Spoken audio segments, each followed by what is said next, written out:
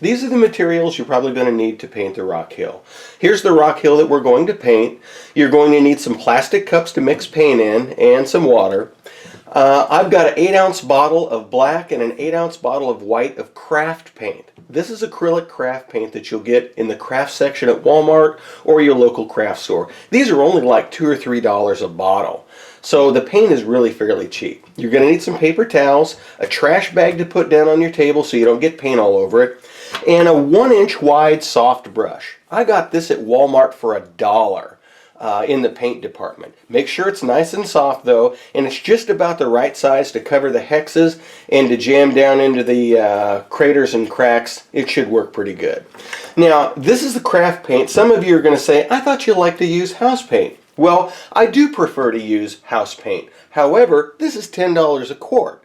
And you need a quart of black and a quart of white. So unless you intend to do a lot of these things, for the beginner, it's just as easy to get the cheap craft paint and it'll work just as well. Another thing that's kind of handy, but you don't have to have it, is a rubber glove, because I have to hang on to this with one hand while I paint it with the other hand. And if you don't have a rubber glove, you'll simply get paint on your hand that you'll have to wash off. The last thing here is some sort of stick that you can use to mix the paint together with. Now we're going to use 3 different colors of gray on these rocks. We're going to use a dark gray, a medium gray, and a light gray. Right now I'm going to mix up the dark gray, so we're going to take the black and we're going to take a white. And we're going to mix it up thin so that it will get down into the cracks.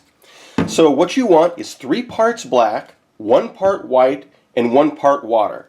Now that's a little different than the recipe on the website. The recipe on the website asks for more water, but that's because I'm using house paint in that recipe, and house paint is much thicker. This cheaper craft paint is fairly thin. You can shake it in the bottle and hear it. So we're going to use less water in this recipe than what's shown on the website. Now, I've only got one hill to do over here, so there's really not a lot of paint we're going to use. So 3 parts black, 1 part white, and 1 part water. So I'm just going to eyeball this and take a guess as to what I think 3 parts black would be. I'm going to say, well, that's what I'm going to consider to be 3 part black. So I only want 1 part of white. So I only want 1/3 of that amount in white. So let's see, what's about 1/3? That's about 1/3. Pretty close. It's not rocket science. It doesn't have to be perfect. Just try to eyeball it close. And we want about the same amount of water as we have white. Okay. Those are the 3 amounts right there that I'm going to use. So what I'm going to do is I'm going to go ahead and put the water in with the white. I'm going to go ahead and mix the white up so it'll help it actually to come out of the cup and pour out of the cup. So I'm going to go ahead and mix this white up in here. There we go. And then I'm going to take our black and we're going to pour it into this container where we have everything already mixed together. And this is going to be the dark gray that we're going to use here. So what you want to do is you want to mix it up really good. And this is going to be pretty dark gray. Now we're going to put a coat of dark gray on a rock hill, and this will go pretty fast. Let's see, I think I got it in the camera about right. What you want to do, this paint is thin. I usually paint around the outside edges first, and then I paint on the top. I'm just going to dip the brush in, and what we're going to do is we're just going to put it on, and we're scrape the brush across so that the paint will sort of go down in. And then you want to sort of jab down in a little bit, because it's a little harder to get the paint down into the cracks than what you might think. I mean, you paint over an area, and if you look at it close, you'll see that there's some white spots sticking out of there. So we're going to go ahead and we're going to paint over that. If you just, lightly dab at it, you're going to end up with some white holes. So you want to scrape the brush over, and you'll see that that paint will run down into the cracks. Notice that I'm wearing the rubber glove on my left hand because I don't want paint all over me.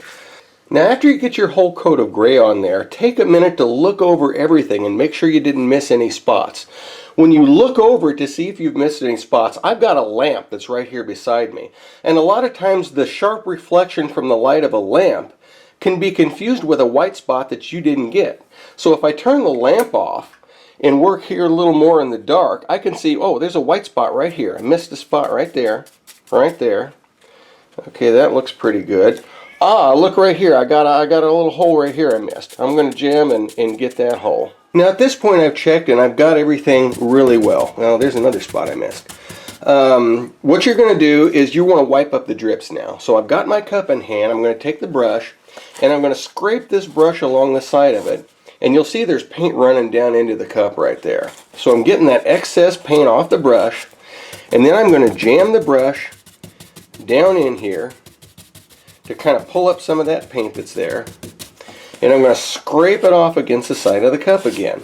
And it's really going to be important around the sides. Just set it on the tabletop and just kind of put the brush against the sides and try to wipe up all of the drips that are around the outside there. When you're done with this gray, just simply put a piece of plastic cling wrap over the top of it and it'll keep it in good shape for the next time you want to use it. Our second color of paint, which is a medium gray, is going to be 2 parts white and 1 part black. And you're not going to need much of this paint, so I'm just going to take a guess as to what 2 parts white here. This is the same cup that we mixed our white in before. There's 2 parts white. Let's see, I got about that much in there. And I'm going to put 1 part black in. And you know what? I think instead of pouring it into this cup and then pouring it back, I'm just going to take a good guess as what about half of that would be. Then you'll just take a stirring stick and mix it up in the cup. Now I've got it on my paint stick, and if you compare it to the gray that's there already, you can see that it's quite a bit lighter, but it's not a horrible amount of difference. Keep in mind that all paint will dry slightly darker. Now we're going to dry brush this paint onto the hill, and I'm going to take my brush that's right here, and what you're going to do, try to follow this, pretty exactly. If you want this to come out good, what you're going to do is you're going to put about that much paint on your brush, and what you're going to do is you're going to go back and forth. Notice how I'm flipping it one way, flipping it another way, and you're going to get most of the paint out of the brush. Here we go. Now this dry brushing coat isn't really as critical. Basically, you want to get about that much paint out of the brush, and then you're going to paint over this thing. I would start by painting the side edges and then the top. Now you don't use a lot of pressure. What you do is you very lightly go back and forth over, and let's see if I can get this camera to be sort of close. You see what we've got here. I'm going to slowly go back and forth over it, and right now I've got a bit too much paint in my brush. But I'm not as worried about it because the medium gray, the in-between step, you're not going to worry about. See how I'm brushing about 8 times over the same area? Kind of brush one way, and then go back and brush the other way. Brush one way, go back and brush the other. And if it looks a little stark, remember it's going to dry a little bit darker than what you think.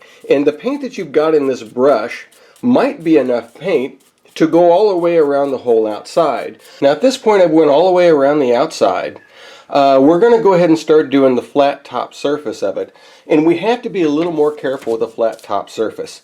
I did not dip my paint back, I did not dip my brush back into the paint. Basically, this is still the same brush and the same amount of paint I used to paint around this whole thing. Now, what I'm going to do is just very lightly brush over the top. So I'm going to go back and I'm going to go forth.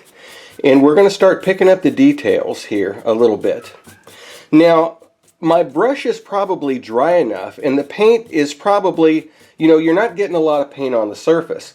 If the paint is this much out of the brush, in other words, there's really not much in the brush here, it's probably okay for you to jam the brush down in a little bit. If you have too much paint on your brush, jamming it in is going to turn the whole thing light green. You don't want that.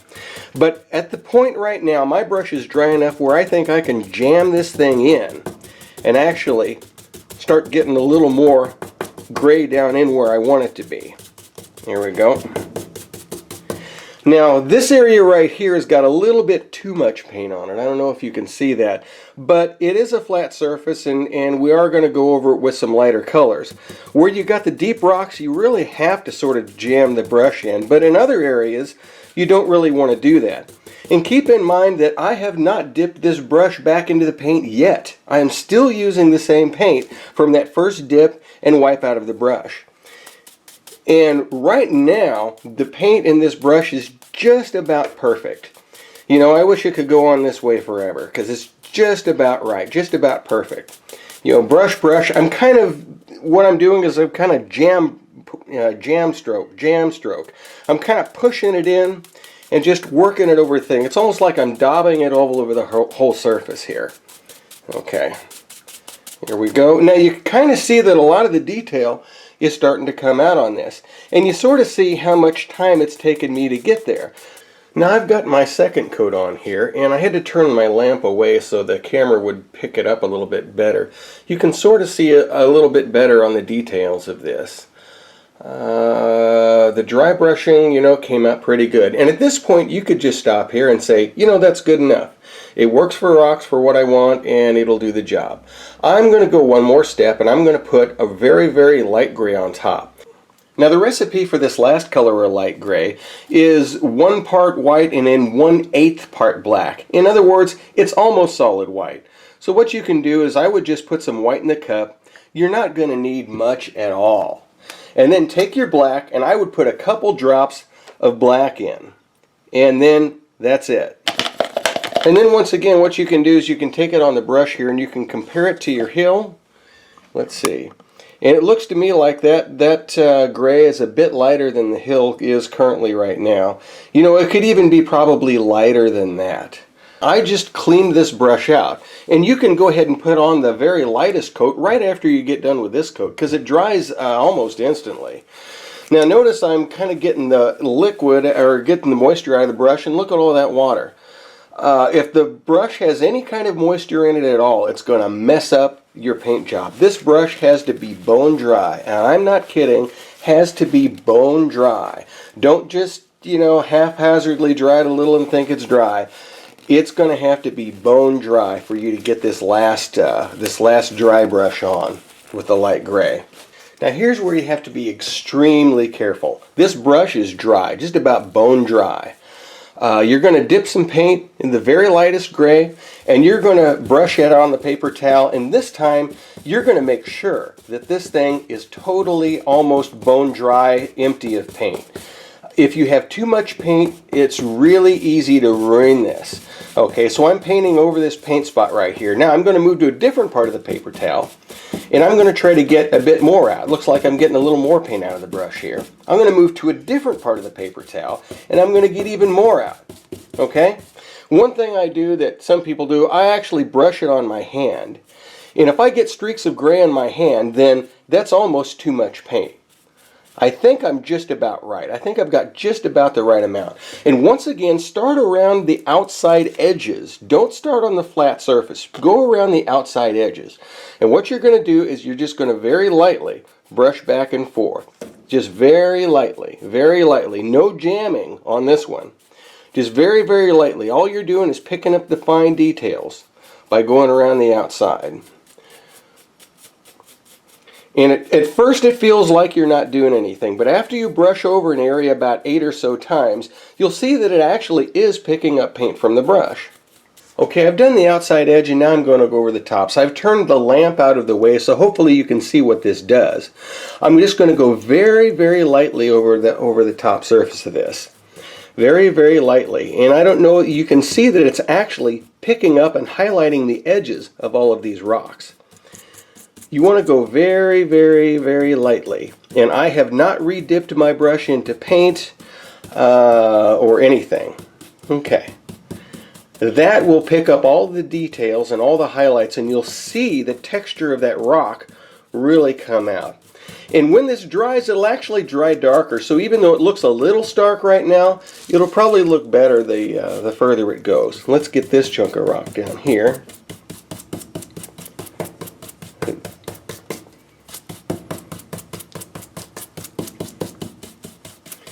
It's just extremely important that you have almost no paint, and I can't stress enough, almost no paint in that brush. Let's see, is that in the camera? There we go.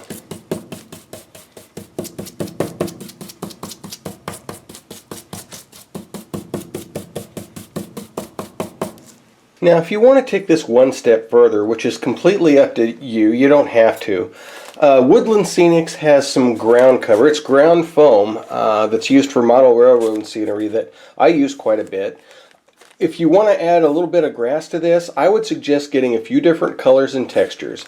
This particular one is coarse turf, and it's medium green. This one here is just turf, which is a little finer, and this is green grass, the color. And then I've got some extra coarse turf, which is a light green.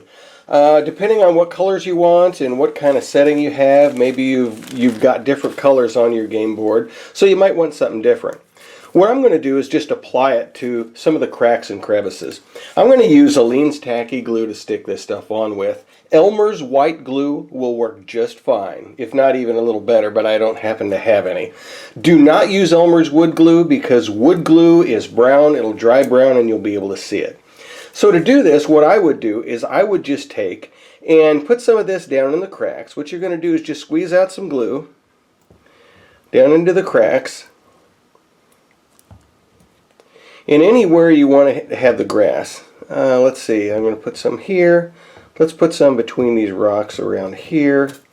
I'm going to put some down probably around here. Don't go crazy with it. You want just a few spots that you think a little grass would look good. Or if there's a little spot that you missed paint and you got a little white glaring hole and you don't like it, well, now's the time to cover it up with a little bit of grass if you don't want it there. I'm going to sprinkle a little bit of this over the top of it. And I'm going to shove it in with my finger, okay? I'm just going to shove it in there. A little bit of this color, just shove it down in there. And I'm going to take some of this that's a little bit different one. It's a little bit coarser. I'm going to push it down into here. And once the glue dries, then you can just kind of blow off the excess, or just take a paintbrush or take this brush here and just kind of brush away the excess. I'm going to go ahead and do this for the whole thing, and you'll see when it gets done. One thing I might want to keep in mind is you want to be able to see the hexes for movement. So I wouldn't completely cover up areas if it's going to hide the hex grid on here. If you want to move in hexes and easily see them, you might be able to just put a dot of grass in between hexes as kind of a marker. And that kind of makes a natural look, but also helps you in determining where your figures are going to move on the board. Okay, well here's the final close-up of the finished hill after the glue had dried and I'd brushed the rest of the scenic foam material off of it. This is done in the gray colors that we mixed up. The one behind it is done with the earth tone colors that you can find on my website. I didn't do this example with the earth tone colors because they're more difficult to mix up. You actually have to follow a specific recipe and have somebody at the paint department mix it up for you. This you can mix up yourself with a little bit of craft paint. Now I want you to keep in mind that I've done the absolute cheapest way on this for you to make a hill. If you're going to do a lot of hills, you might seriously consider using dental stone instead of plaster of Paris, and you might actually use something like latex house paint. Be sure it's flat house paint for the paint. It's a lot higher quality materials. It'll hold up to chipping and wear a lot better over time. But if you just want to see if this is for you and you don't want to spend a lot of money, go with the materials that I suggested, because you may hate casting. I don't know. This is a big craft project. You can see what it's involved. The main expense is going to be the mold. This mold is expensive. It's a $68 mold. But with this mold, you can make as many hills and as much terrain as you want to make.